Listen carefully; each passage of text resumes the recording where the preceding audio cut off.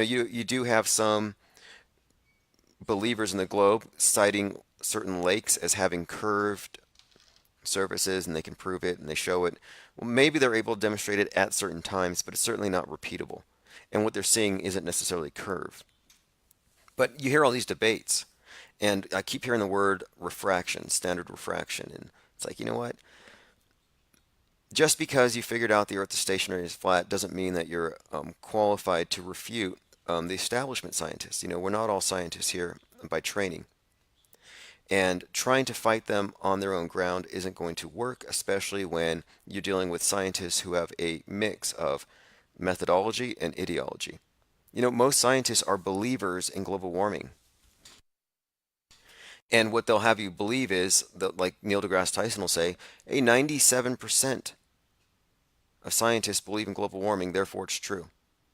Science by consensus, which is not science. That's one of the most anti-science statements you could possibly make. So if you think you're going to convince the scientific establishment that they're wrong when they're a bunch of believers, you're really fighting an uphill battle. And so to me, I'm just thinking, let them. Let the people who want to try to convince the state religion that it's wrong, let them waste their time. Because it's not like they're really qualified to take this all the way through anyway. Because really, we're not trying to prove a domed enclosure and replace the globe. Because then nothing changes. Nobody changes their address, nobody explores, nobody moves. It's just like NASA admits, oh, we made a mistake a few decades ago. Like, no, this wasn't a mistake that happened. It's not an oversight. NASA didn't goof. Some mathematician didn't make an error. That's not it at all. What we're actually looking at here is a deliberate deception 500 plus years old. The scientific method has been occulted really, with, I would say, the Jesuits really from the very beginning. Right out, it was the Counter-Reformation. You see, the Jesuits were a militant order created to effect the Counter-Reformation. The Reformation was the church loses its power because of the movable type press. People are able to read the Bibles for themselves, they're able to think for themselves, they're able to assess information without mediation. So you had a lot of people heavily mediated going post-media, like what we're doing right now. So what happened is the Jesuit order was created to get all the lost sheep back into the fold. Enter the Copernican revolution, and then you have, of course, during this time, you have the fracturing of the church, Catholics, Protestants, and what happened though next is that our scientific methodology appears to have won the day, but all they did was they cloaked their old religion in a scientific veneer. Nothing really changed. In fact, it was at this time that they repurposed Revelations. So Revelations used to be a description of something that already happened. Something that happened at the time of Christ, supposedly. And yet, they repurposed it. So now Revelations is a prophecy for the future. Totally new. Now it's War of the Worlds. Now it's at a certain time.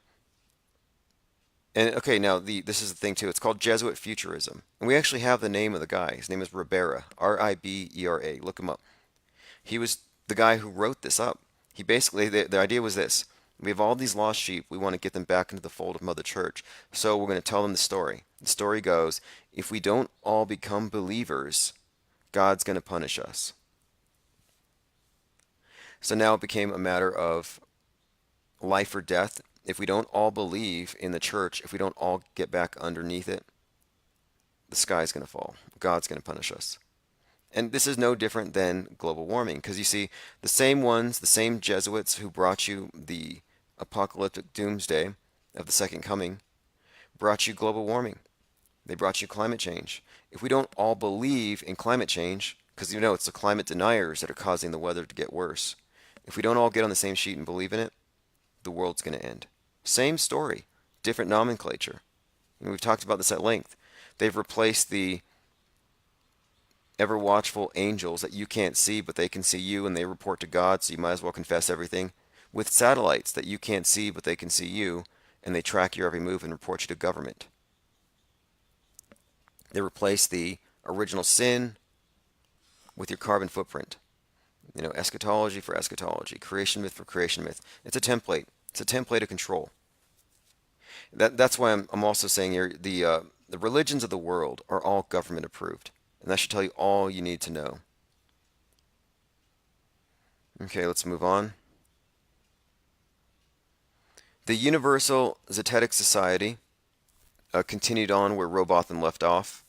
It said they were revived in 2004, and they've remained largely unchanged. Okay, here we go. This is the New Yorker. I encountered Robbie Davidson, an organizer of the conference. Now, Robbie Davidson is an enclosed creationist. I mean, he may have wrote a book on scientism, but he is a practitioner of scientism.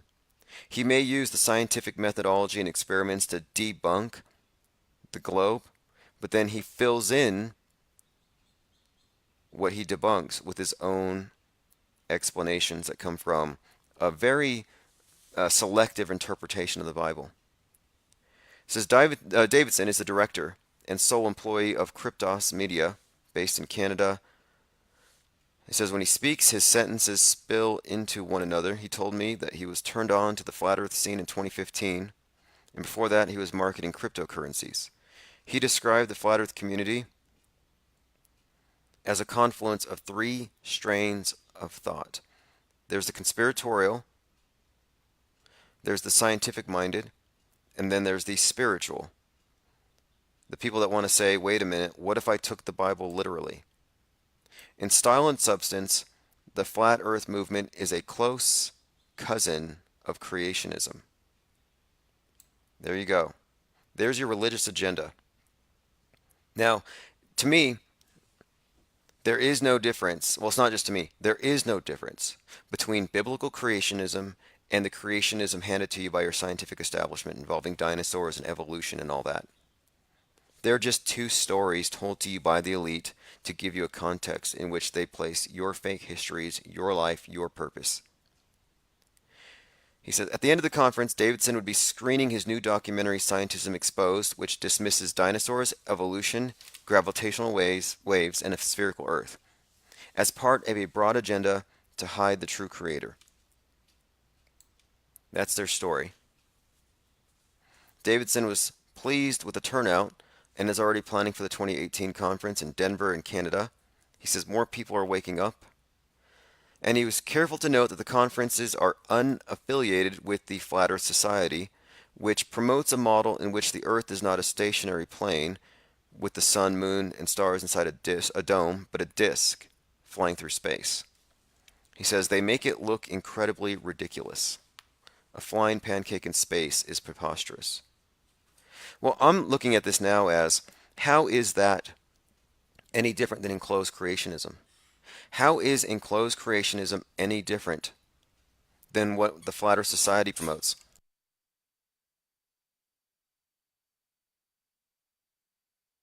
I'd say they're the same thing. Just replace outer space with what?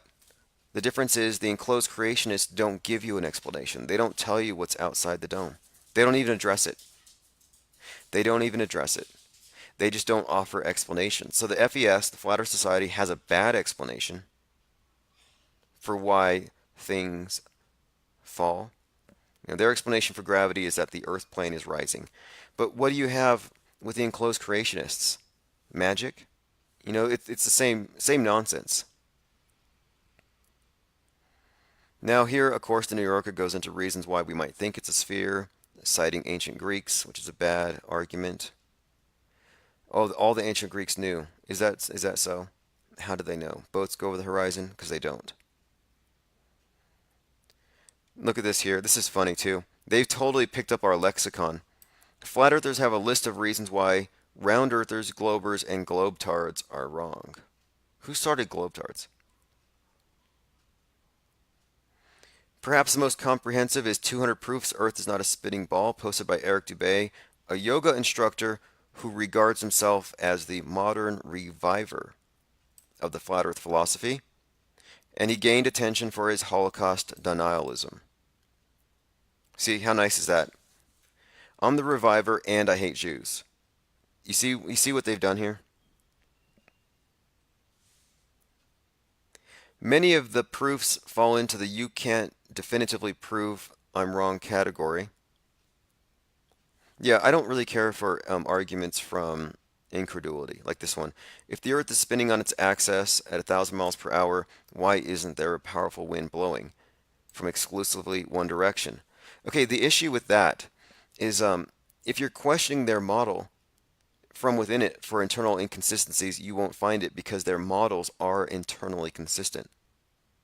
It's just when you take information from outside their model that they fall apart. You know, you're not going to get a Bible believer to put down the Bible by citing some verse. It's not until you introduce to them something from outside the Bible, like the history of the Bible, that they actually can look at it objectively. If you know who put it together and why, and what they were like and what they did, if you recognize that the people who presented the Bible in its present form were conquerors, they had a conqueror ethic, they believed in slavery. We're talking about evil totalitarians. The Bible is a book of domination used by totalitarians. That's what it was used for. It's not a holy book, but you're not going to debunk it from within. And so anything that you have to say about the globe, they have an answer for. You know, because gravity, it's the divine fallacy, God of the gaps. They will have an answer for anything that you have to say about it. So the only way to debunk it is from outside of it. And do you see anybody trying to debunk the globe from outside of the globe? No. Closest we got is Mad Mike Hughes wants to go up into space. But is there anybody making any serious attempts to leave the model and therefore invalidate it? Any serious attempts? I'm not talking about a hypothetical, maybe in 3 or 4 years we'll sell enough t-shirts to raise enough money to take a love boat cruise. I'm talking about a legitimate, serious effort, like right now. Who's ready in 2018 to debunk the globe?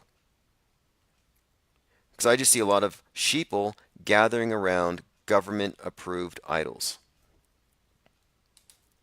Let's all just become biblical literalists and adopt another version of an enclosed system. This is about open versus enclosed. So listen, if you're on the side of the enclosed systems and the domes, you're a glober. You're a blue pillar. The only red pillar philosophy here, the only red pill is post green screen and post globe. Doesn't matter if you can see through all the hoaxes. If you still believe you're on a spinning ball, you're still in the Tide Pod reality. And again, for those of you just getting here, Infinite Plane Society is not me. And you'll see I've become something of a target for so many different forms of ad hominem attacks because they think that if they can attack me, it will destroy the Infinite Plane Society, the ideas that are behind this. Well, the ideas behind this are very simple. We recognize that independent media is codependent on the MSM. Alternative media is astroturfed. We recognize that we have fake science, fake media, and so we've got to conscientiously object from it all, which we recognize as a psychological warfare operation. That's it. We're non-believers. We're not believing in any set of ideas that come from a holy book or any sort of miracles. We don't have any foundational myths. We don't accept conventional histories. We're non-believers. Believers in the globe versus believers in the dome are both part of the same controlled Hegelian dialectic, brought to you by the Jesuits. So you want to follow these Jesuit stooges, go for it. I'm not calling anybody an agent, but I am saying that if you're pushing an enclosed system, you are a Jesuit stooge. Every one of you. You're a Jesuit stooge. You can take Jesus from Rome, but you can't take Rome from Jesus. We know what this thing's really about.